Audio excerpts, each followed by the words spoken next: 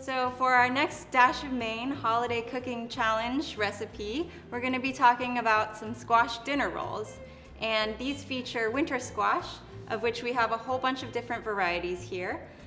We think of them as a vegetable, but they're actually the fruit of the plant. And they're harvested in the fall, but because of their thick skin, they store well and can be eaten all throughout the winter. And any type of winter squash will work for this recipe. We have a butternut squash, carnival squash, turban, buttercup squash, and an acorn squash and a delicata. Our squash rolls recipe calls for about a cup of squash puree, and you can do that with any of these winter squash.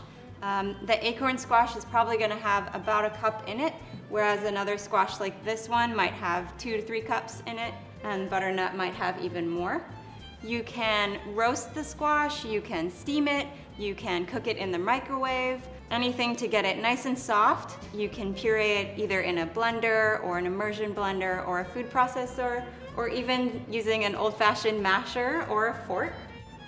So when you're cutting your squash, you're going to want to start by cutting the tops and the bottoms off so that you have a flat surface so that your squash won't be rolling around.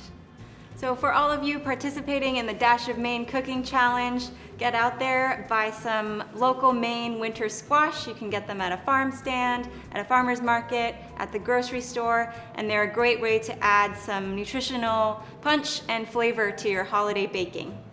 Let's talk about the squash dinner rolls submitted by Linda Russell in Freiburg. This is a yeast bread, and you can purchase any yeast in any grocery store and use it in this recipe. It is possible to make it with a dough hook in your mixer, that's fine. So this is a dough hook attachment. It comes with a lot of modern mixers. This is a 5-quart mixing bowl. The dough hook is just designed so that it goes around in the mixer and it takes up the dough from the side of the bowl, but at the same time it folds the dough over. And in the folding over action, you're actually starting the kneading process. So when it mixes it, it's starting to knead and develop the gluten in the bowl. Hi, my name is Alexis Guy, and I'm a SNAP-Ed nutrition educator at Healthy Communities of the Capital Area based in Gardner. Maine SNAP-Ed is a program that's funded by the USDA, administered by DHHS, and implemented by the University of New England and local organizations all across the state.